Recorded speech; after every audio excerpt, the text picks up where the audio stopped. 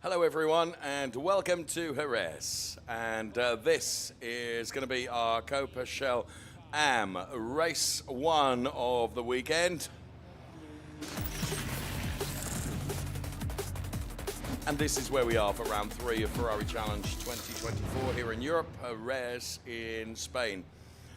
Weather conditions absolutely glorious. We're very nearly reaching the halfway point of our season. With Portimao to come, then La Casale, then it's the Nürburgring, and then Imola, right in the middle of October.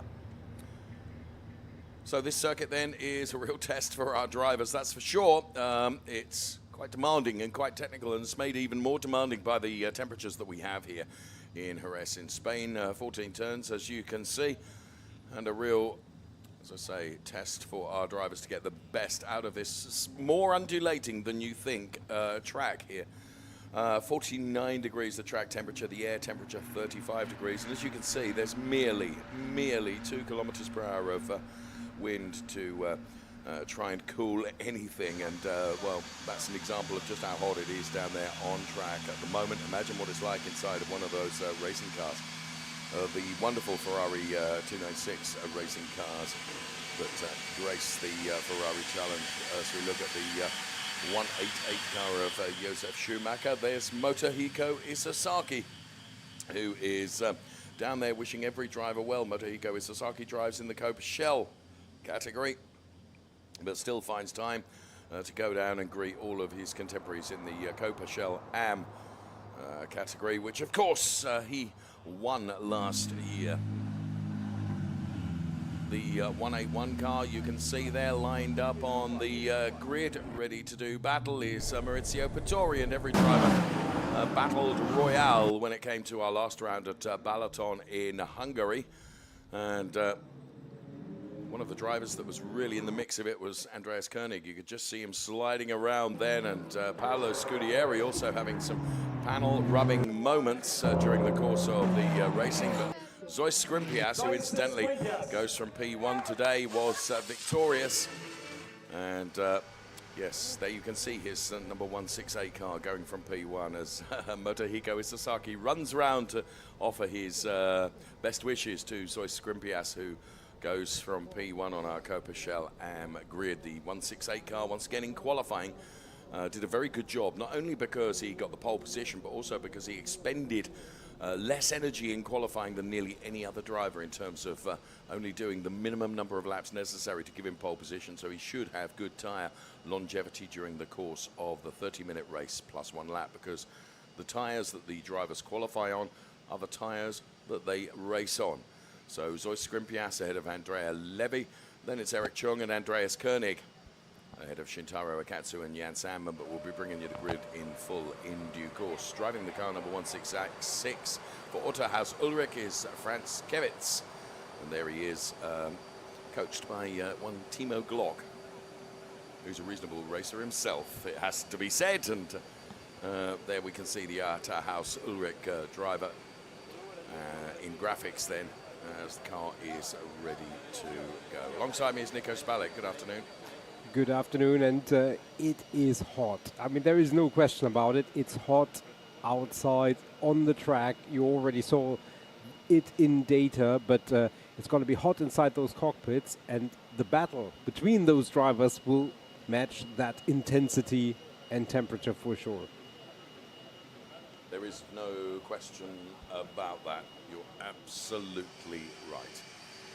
So, drivers in final stages of preparation. We're around about 5 minutes away from the start of the race. And as with one of our cameras, we go down the grid here. Various devices being used to try and keep the drivers as cool as possible ahead of the start of the race, because actually when the focus is on the race itself and the drivers are very, very busy in the car, the heat, ironically, becomes less of an issue, because, you know, your attention and your focus is on trying to overtake the car ahead, unless, of course, you're in the lead of the race. But yes, whilst there's still plenty going on down there outside of the car, if you're the driver and you're sat in the car, you're just getting hotter and hotter and hotter, and you just want the race to get underway, Nico. Yeah, absolutely. It's you're focusing on the heat, and you try to divert your attention to other stuff and your race preparation. And as you say, once it gets going and once you have stuff going on around you, it almost helps, and it almost gives you the feeling that it's not as hot anymore, if that makes any sense. It does. It makes a great deal of sense. So Rolly's there to try and keep the unrelenting sun off the drivers ahead of the start of the race. As you can see. So many cars out there on track, some 20 of them will be taken to this race. The Guy Favet car that we can see for Scuderia FMA. And Guy in qualifying, putting the car on the 4th row of grid, P8. And it's a new race duration for 2024 with 30 minutes plus 1 lap. So we add a further lap to our drivers, or for our drivers, I should say. And that's what it's like to be really in control and in charge here. And to the very left of your picture, you could see up there Ilaria, who, if anyone is going to be in control and in charge, Ilaria would be the person to do that. Very much a member of the Corsa Clienti team who do such a fantastic job. There is no doubt about that. So Zeus Grimpias from Andrea Leve, then it's Eric Chung and Andreas Koenig. And with our drone then, let's get a high speed, or high-ish speed, look at the grid then as we fly through. This is brilliant. That UFO that sits across the start-finish straight here is a real feature of the this Jerez circuit. So qualifying P3 is the Formula Racing driver who's been around in the challenge for a long time. That's the driver of car number 198, Eric Cheong.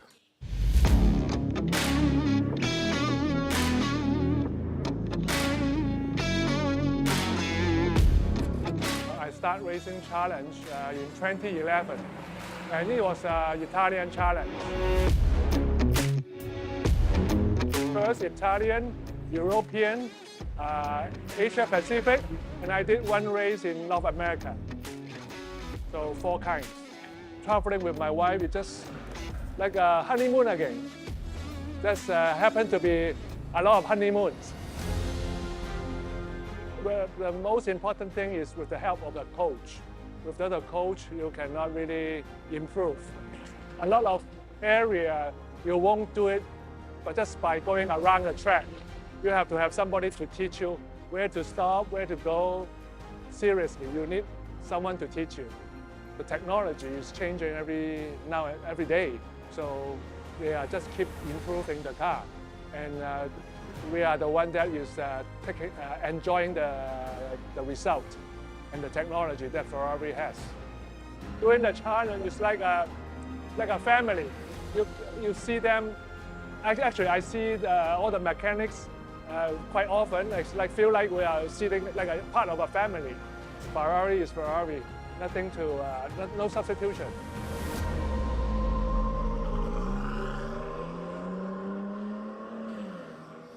I have to say it was a privilege to talk to Eric Cheong. He is a fantastic guy and a fantastic driver as well, and he loses none of his passion for racing, and you can see that in his results and in his qualifying as well. Eric Cheong, always a force to be reckoned with, and had a fantastic time in Balaton. He'll be hoping to replicate that success here in Jerez in Spain. The cars will be led away by the Richard Mills safety car in just moments from now.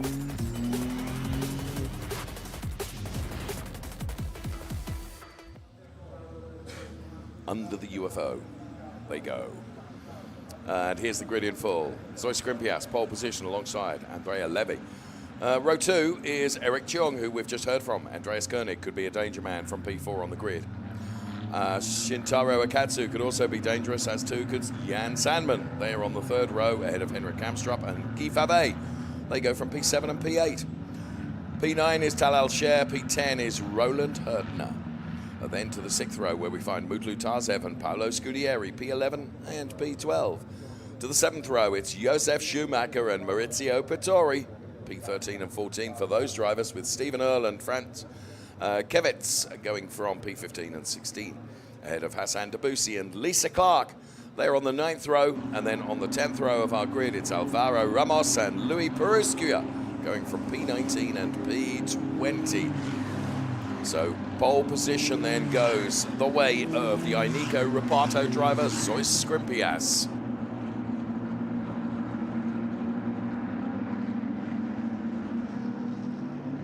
For some curious reason, we can't hear Zois Skrimpias, but I can tell you, here he is. As late as possible, so we know what the other guy is doing, and go for a quick lap, 1 or max 2, in order to save the tires, because we know that the race will be difficult with the tire management.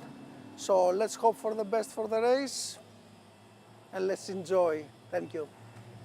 Thank you, Zois Skrimpias. He was a master in qualifying. I need to remind you that Zois Skrimpias before this weekend before this season, I beg your pardon, had done no racing whatsoever. He has hit the ground running and some. And in qualifying, using his head and the advice of the team by doing the minimum amount of laps necessary to get pole position, which means he's got great tyres for the race, Nico. That's the maturity, if you like, of the team and the driver working so well together. Yeah, absolutely. And I mean, he is performing to a level and to a standard that is belies his racing experience. And even the moment where he was overtaking Mugello, where he was in the lead, got overtaken, he drove with his head. He didn't try to, I have to get that back. You know, this somewhat irrational but understandable urge to, rectify that immediately. He drove calm, collected, took a P2, took P1 the next day. Such maturity, as you say. I mean, breathtaking. Yeah, absolutely. He's been a wonderful, wonderful addition to the Ferrari challenge. So the cars grid up side by side formation then. The Richard Mille safety car will peel off into the pit lane, and it will be the responsibility of Andrea Levy and Zois Skrimpias to control the pace of the rolling start. They've all got to go through their grid boxes. If they're outside their grid boxes, they could come in for a warning or even a penalty, as we have seen. And let's go racing then. Zois Skrimpias, Eric Chung looking very lively right at the start of the race. So too is Jan Sandman, as I expected. So they go into turn number 1. You continue climbing uphill. A big loser, I think, at the start was maybe Andreas Koenig, who's dropped down a place or so. Eric Chung and Josef Schumacher with a daredevil move along the inside. And I have to say, clattering into a couple of cars potentially in so doing. And there you can see the Josef Schumacher car, a couple of cars being displaced then at that particular point. But Zois Skrimpias controlling the start of the race perfectly. He retains that pole position, and I think we might have lost a couple of drivers.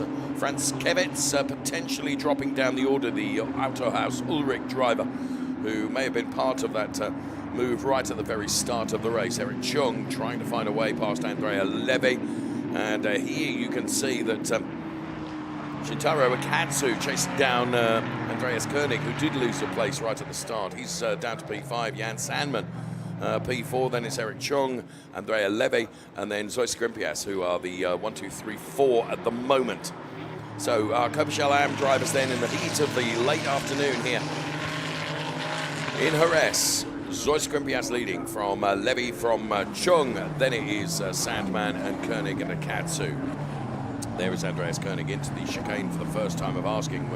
That chicane has shown us some drama during the previous races we've seen this afternoon. It will have been the scene of more drama during this race, and I have to say, Levy is really keeping it with Zois Skrimpias. Probably carries a little bit too much speed into that final turn, and his rotation around the turn was not the same as Zois Skrimpias as they run uphill now towards turn number 1.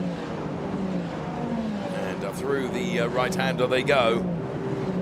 There's Henrik Kamstrup trying to get a trajectory there, and Roland Hurtner and Josef Schumacher together there, fighting over the P9, P10 position. And also out is going to be Tal El-Sher, looks like. Tal El-Sher coming into the pit lane, I think.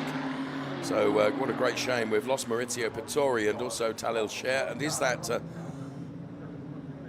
just looking to see Tal El-Sher, the Scuderia Lebanon driver, then having to pull the car into the pit lane. And well, Zois Skrimpias is not disappearing up the road as perhaps he would like to. He's being kept very, very keen by Andrea Levy.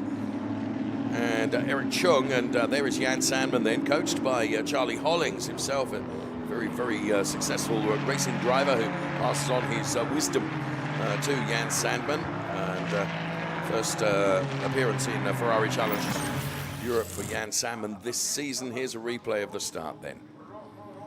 So as the cars approach the line, we have no indication that race control were dissatisfied with the start. Jan Sandman getting a blistering start and putting himself right alongside Andreas Koenig as they headed in towards turn number 1. Let's see it from this drone shot. Keep an eye on the car on the left-hand side. There you can see threading his way through there, and Andreas Koenig and Jan Sandman almost touching as they went up to turn number 1. It was a bold move by Jan Sandman, but he just anticipated the lights going out perfectly, Nico. Yeah, and then now you can see the very colorful car to the left-hand side, yeah, just diving in over the grass, and that is where Maurizio Pittori and Shahir both were victims of that move. Yeah. I'm sure race control will have a look, and actually we are being advised that it is under investigation. It wasn't into turn 1, it was more into turn 2 actually. And, Yes. I mean, Josef Schumacher is showing a lot of pace. He has moved up the order, but it's going to be an interesting call for race control. I mean, we've only seen it from one angle, Nico. Yeah. And it almost looked to me like Josef had to dive onto the grass to avoid making contact with the car ahead of him. Absolutely, and that's where race control will have a lot more angles. They will take the time they need to make a judgment if he was forced into it, if he's at fault, and we will wait for the results of that. We are watching the leaders here, and it's Zoe Scrimpias, Andrea Levy, Eric Chung, Jan Sadman, and Andreas Koenig, and then a larger gap towards this group led by Shintaro Akatsu. Yes, who's ahead of Henrik Kamstrup, and then it's Guy Favre who's running P8 ahead of Roland Hertner, and then Josef Schumacher who's completing the top 10 at the moment. So Zoe Scrimpias has got about 4/10 ahead of Andrea Levy then, who is running P2. And you can see that he's tracking Zoe Scrimpias very effectively here. What we have found is that there's a couple of places really that are the obvious ones for overtaking here at the Jerez circuit. And there are others which are perhaps less orthodox, but nonetheless, drivers will try and put their nose wherever they can to get ahead of the car in front of them. We will see, but as I say, there's a couple of obvious places. One of them is going into turn number 1. Car number 188 gets a drive-through penalty for causing a collision. I guess that is not shocking news. Race control has had a look, has had several looks at that, and have said, yeah, Josef, I'm afraid that was too optimistic. Well, as you say, they have many different camera angles to be able to look at and make that decision. And as you say, that's the decision that they have made. And so Josef Schumacher in P10 at the moment will have 3 laps from the advice of that drive-through penalty to actually serve the drive-through penalty, Nico. Yeah, absolutely. Good news in a bad situation is that both Maurizio Pittori and Talal Shahir have come out of pit lane again, so they are continuing the race, obviously with a lap down or almost a lap down, but great to still have them as part of our race, which is led by Zoe Scrimpias, who just put in the fastest lap previous time around, but Andrea Levy with the fastest overall first sector. So those two really trading quick sectors. Yes, and Eric Chung is just a little bit further behind.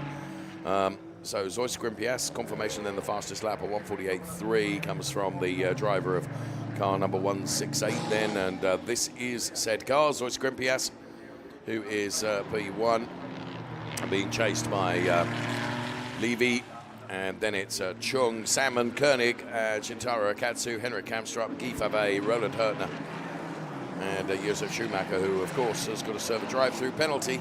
And also coming into the pit lane there, that I don't think is the Josef Schumacher car. It's that Maurizio Pittori, who did get out again, Nico, but they've decided, or Maurizio has decided that whatever very quick attention the car had received from the team, it's inadequate for him to be able to continue in the race. Great shame. Yeah, I mean, if you notice that there is something wrong, when you already know that you're way out of the points scoring positions, then it's better to take it back and not risk any further knock-on damage. There is the car of Shintaro Akatsu, as Josef Schumacher has come into pit lane, I believe. The top 5 have really broken away from Shintaro Akatsu.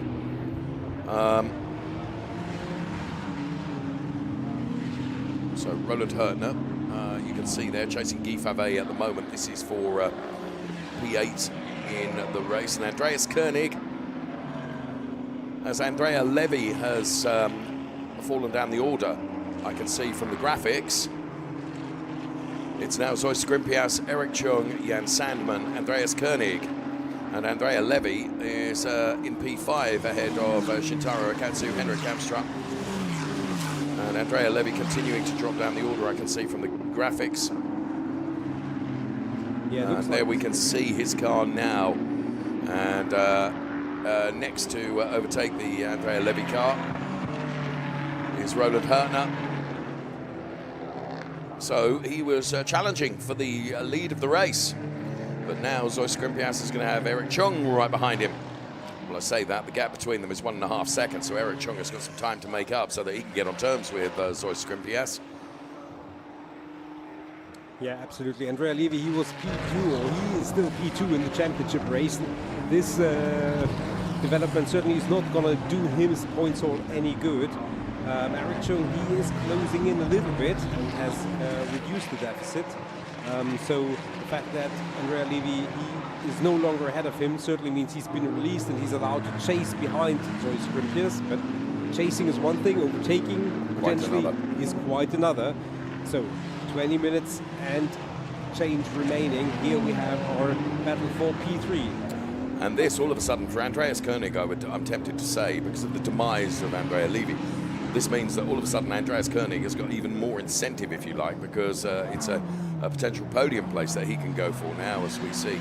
Regrettably, then, retirement for Andrea Levy, perhaps, but perhaps the team will be able to work on the car and get it back out again for whatever reason, whatever happened. Andrea Levy then is not where he would like to be, which is out there challenging for the lead of the race, which is where he was. So, as I mentioned, Andreas Koenig will have the hurry up now because he'll know that Jan Sandman, who is running in P3 currently, that of course is the final podium place, and he would love to have that. Now, Jan Sandman, of course, would like to take his first podium of the season because, unless my memory has failed me even more than it normally does, I don't think Jan Sandman has had a podium yet this season. You're right. Zoe Skrimpias had a number of them, but he's still not getting away. And actually, Eric Chung, every single sector, he is reeling him in a little bit. And I mean, we all saw the great piece about Eric Chung and how coaching affects him and how he loves to be here, and certainly his coach will be talking to him and giving him advice in terms of try to get on terms, but don't overdrive the car, don't stress too much. Track limits thus far have not been an issue across the board. We only had 2 total. Both for Henrik Kamstrup, but everybody else with a clean slate with more than 10 minutes done. Pity. It is a pity as we see Andrea Levy then out of the car. His race is done. He holds his hands up in disappointment. Zoe Skrimpias, well, Nico, you're absolutely right to pick up on the fact that Eric Chung is like Zoe Skrimpias on the end of Eric's fishing line. Not that Eric likes fishing, to my knowledge. He's trying to reel him in here. Zoe has been under pressure before and has coped with the pressure pretty well. Eric Chung, of course, he's one of, it's ironic, isn't it? You've got almost a rookie driver who is leading P1, and then one of the more experienced Ferrari Challenge drivers, one of the most experienced Ferrari Challenge drivers, is running right behind him as Lisa Clark and Hassan Debussy then are running P14 and 13. Hassan Debussy really trying to take the race to Alvaro Ramos for Santagol, who we can see in the bright red and day-glow yellow colours of this wonderful Ferrari 296 Challenge car. Josef Schumacher, incidentally, Nico, took the drive-through penalty and appears that's not returned from having served a drive-through penalty. He's stationary in the pit lane at the moment. Yeah, absolutely. So we've got quite a few drivers already, unfortunately. Andrea Levy, Josef Schumacher, Maurizio Pittori. Great pity. But our race continues. 17 minutes, 40 seconds remaining. And Hassan Debussy is one of those, like Jan Sandman, who we got to know more closely during the Winter Challenge. Yes. That is obviously one of the activities of the Ferrari Challenge, also North America, the UK and Japan. And in the winter we go to the Middle East. And there are quite a few drivers who we've met there and who are now showing up in the European Challenge. Yes, absolutely. And Jan Salmon and Hassan Debussy are absolutely, as you say, two of those. And very welcome they are too. That's our race leader, Zoe Skrimpias in the green and yellow with Eric Chung chasing him by. Henrik Kamstrup is running at the moment in P11 and diving to the inside of Roland Hertner, I believe, is one Dr. Stephen Earle in the number 100 car.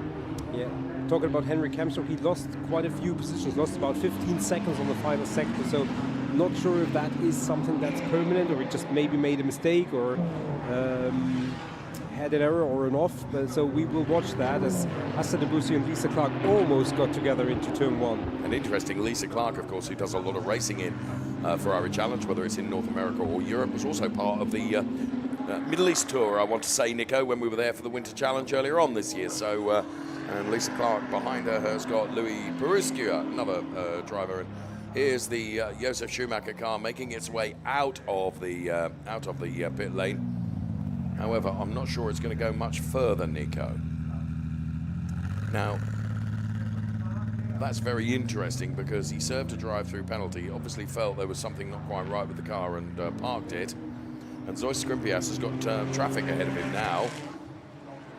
And, well, he is unhindered and great driving there because neither Eric Chung nor Zoe Skrimpias were held up by the back-marking car of... Tal Shahir? I think it was Talal. Yes, you're right. But what it has meant is that Eric Chung has got all of a sudden a bit closer to Zoe Skrimpias. And that's through no fault of Talal Shahir, who did everything he could to not impede these drivers. But you can't just make your car disappear off the track, Nico. No, absolutely. And with half race distance, I think we are about to get into an intense battle for the lead of the race. Unless Zoe Skrimpias can almost slingshot himself and repel himself from the Eric Chung car up the road and try to stretch his lead, because otherwise Eric Chung is now almost within striking distance. I agree with you. But we have seen that Zoe Skrimpias has been able to cope with pressure pretty well, and here is Lisa Clark and Hassan Debussy then both getting past the car of Alvaro Ramos. So it's a move up the order for those two drivers. And Hassan Debussy there. There, the number 150 car of the Santa Gol driver, Alvaro Ramos. Now, Nico, that surely is a repeat, as we see car 188 drive-through penalty causing a collision. We've already seen that, have we not? Unless he hasn't got another one, surely? I think that's just a graphics error, because Josef Schumacher had already served his drive-through penalty. Well, unless that wasn't the drive-through penalty, Nico. I mean, he came into the pits. Well, he came into the pits, and if he hadn't, it would have been a black flag long ago. So, yeah, I mean, there are so many things going on. It may well be another one, and I do believe that that the guys in race control will put it out again. I tend to believe there is justification until we get proof to the contrary. So, but we've not seen the evidence of another contact, have we? No, not yet. Meantime, Zoe Skrimpias is leading the race by a second over Eric Chung. And Eric Chung has now, I said Andreas Koenig, he would have extra motivation to try and find a way past Jan Salmon. The extra motivation is a podium place. So currently, Andreas Koenig is denying Jan Salmon his first podium of the season. So well done to Andreas Koenig. He's got by Jan Salmon. Salmon will be furious. But Andreas Koenig, well, we saw just how hard he had to fight in Hungary. I spoke to him just a little while ago, actually, and yeah, he's finding it tough here in the heat, as is Jan Salmon, who, he gathered that up nicely, Nico. Lost the back end of the car, and yes, he gathered it up nicely. Very, very astute driving then from Jan Salmon, who held it all together. That's just played nicely into the hands of Andreas Koenig, though. Is he going to be able to get on terms with the likes of Eric Chung and Zoe Skrimpias over the 12.5 minutes remaining? It's going to be a big ask, because there's some, 8 seconds to make up? Yeah, roughly. So I want to say barring a safety car, and I don't want to jinx it, I rather think that gap is too big, and there is no take potentially Paolo Scudieri on the inside of Frank Hörtner. Well, there we saw Roland Hörtner, sorry. and that was the moment where that was a big save there from Jan Salmon. He did well to hold on to that. Really, he did. This is Dr. Stephen Earle then, who is chasing down Guy Favre. So it's P6 that is up for grabs here, which is with Guy at the moment, and Stephen Earle is chasing him down here in the Kessel car. Car number 100. Stephen Earle, 120 for Guy Favre. Driving for Scuderia FMA as they round the final turn. So Skrimpias extending his lead now, Nico. It's up to 1.3 seconds. Eric Chung also having received a track limits warning. It's the only one warning he's had, and with 11.5 minutes remaining, there you can see that the gap is not quite as close as it was earlier on. So Stephen Earle continuing to mount the pressure on Guy Favre ahead. Guy, of course, has done a lot of Ferrari Challenge racing, but so too has Stephen Earle, Nico. Yeah, and he came a little bit more tidy through that turn, and I don't know if it's going to be enough, but if you do that, potentially you have more traction and more momentum going all the way through this turn and then all the way down to the hairpin, but I'm not sure if Stephen Earle has been able to be just close enough, but maybe he will go for an inside dive. It's not quite there, or is it? Oh, well, a round has gone Guy, and in fairness, there was no assist there, Nico. Yeah, no, that was all fair. And probably Guy felt the pressure of Stephen Earle. I would agree with that.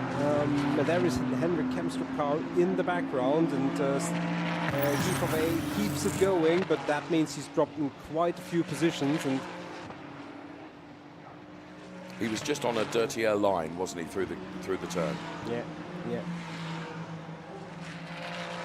Not necessarily provoked, but it certainly played a role. Yes. He knew that he had to be on very much alert in terms of Stephen Earle being very, very close, and possibly that played into the result. So is Skrimpias, as you say, he has extended the lead a little bit. He's managing it at roughly 1.5 seconds with just under 10 minutes plus a lap to go.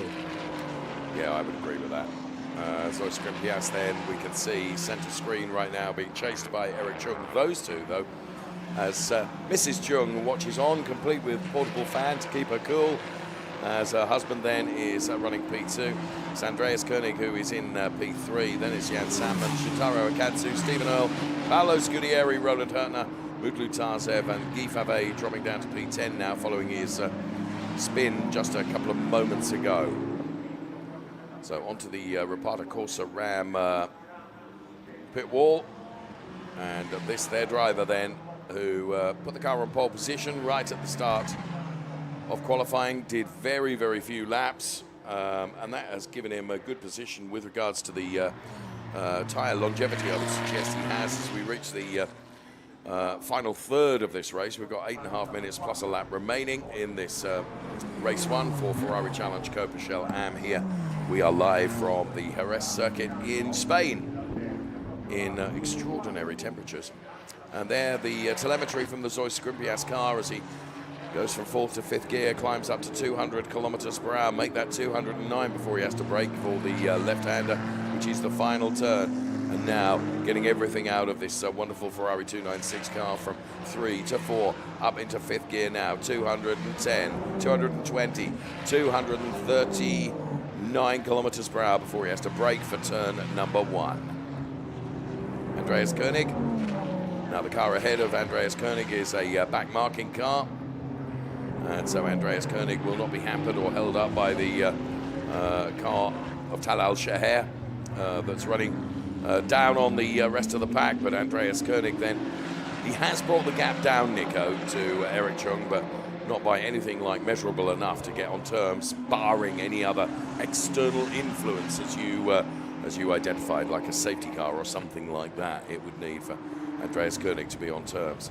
This is Henrik Kamstrup. Henrik Kamstrup is P11. Ahead of him is Guy Favre. Now Guy turned around And so now finds himself P10, and Henrik Kamstrup is P11 at the moment. So the next pressure to come on Guy Favre will come from the all-blue Henrik Kamstrup car that we can see in this battle here.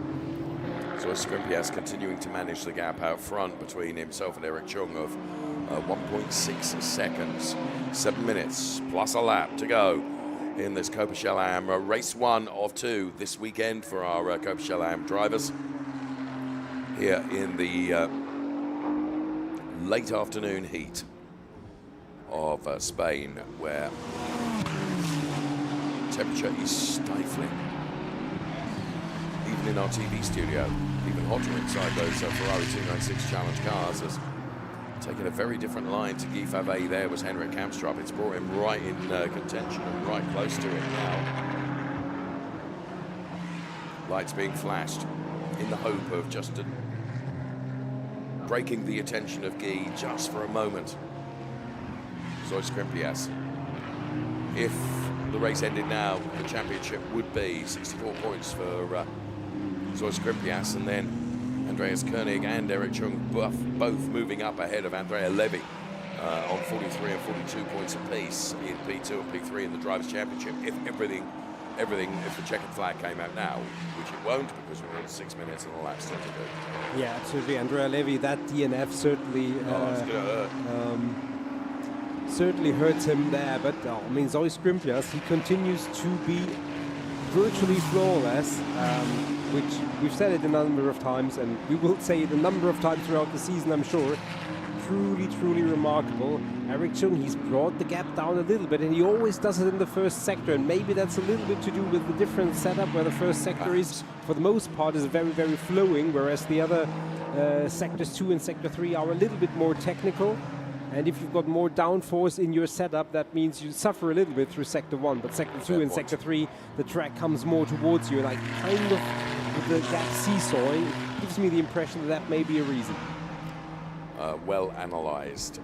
Mr. N. Spalek alongside me. The reason he's beside me is for those very reasons where he can ascertain and identify why perhaps something is changing in the way that it is. So Zoe Skrimpias, P1 with 1.377 seconds to the good over Eric Chung in P2, and then Andreas Koenig, who is P3. So accelerates out of the final turn. We'll cross the timing line and we'll get a live gap. And that live gap is 2.136 seconds. So Zoe Skrimpias has increased the margin a bit. Here comes Andreas Koenig. Now, Andreas Koenig, we wondered whether he would be able to get on terms with Eric Chung before the end of the race. He's got some 6 seconds to make up. That's going to be tricky. But Andreas Koenig is made of stern stuff and is very determined, running P3 at the moment. He opened his campaign in 2024 with a fine victory in the Mugello circuit in Coppa Am, did Andreas Koenig. And right now he's all of a sudden, Eric is within